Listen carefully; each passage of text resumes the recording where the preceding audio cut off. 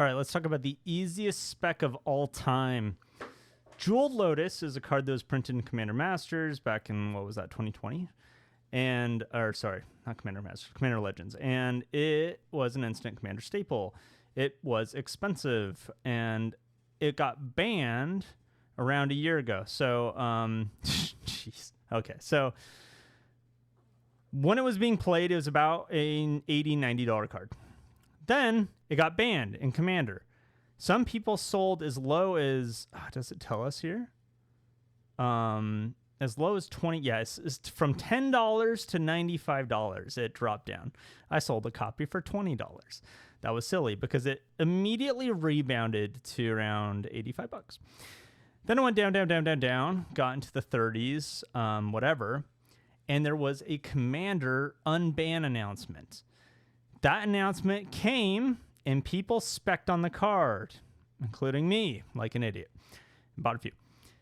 Then the announcement came out, and goodness, was this actually one that happened? Anyways, the announcement came out. Jeweled Lotus is not unbanned, but guess what? Gavin Verhey talked about this. Actually, let me see if I can find the article. Because Arcane yeah, I mean, Gavin Verhey, so here's him talking about, Gavin Verhey is a main designer for Magic the Gathering. Here's him talking about how Jeweled Lotus just isn't that good of a card. And in the announcement with the Commander band, he said that the card will probably be unbanned.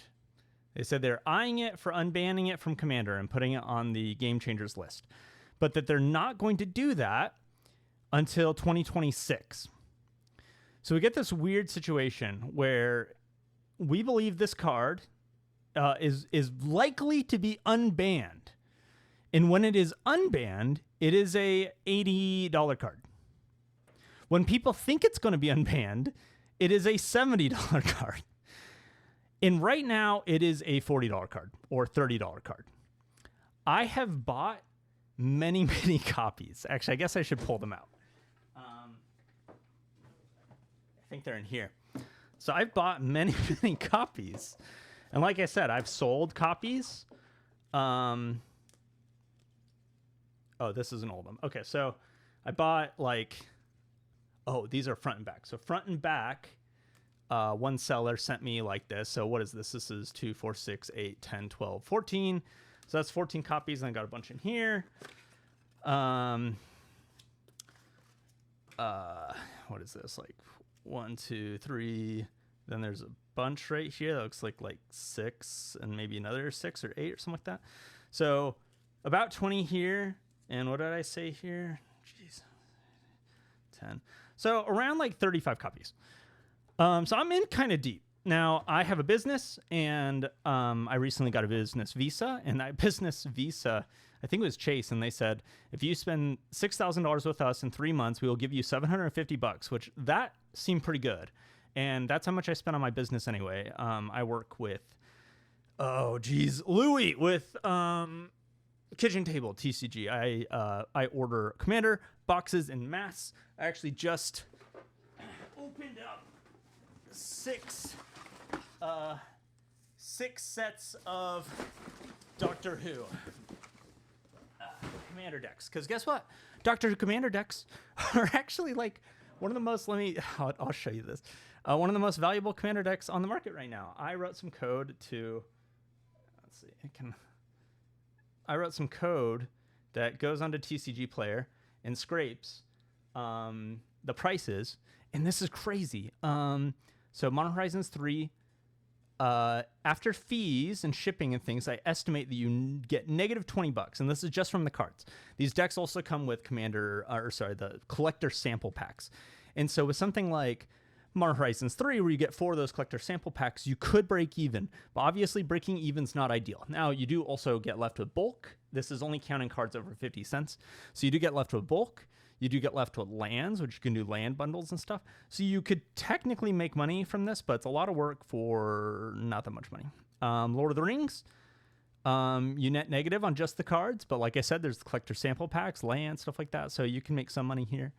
Fallout is negative. Fallout has gone down quite a bit recently. A lot of those top cards, like the nuke vending machine and things like that, they went from like $12 cards down to like $8 cards. Yeah, pretty rough. Some of the cards have gone up, but you know, big dip here. Although the collector sample packs for Fallout are quite good.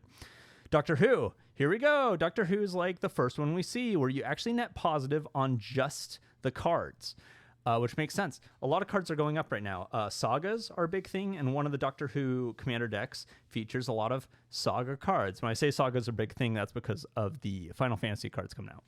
They are sagas. All right, Carl of Manor. Carl of Manor used to be the cash cow, man. You could get $20. You net $20. That's without the collector sample pack.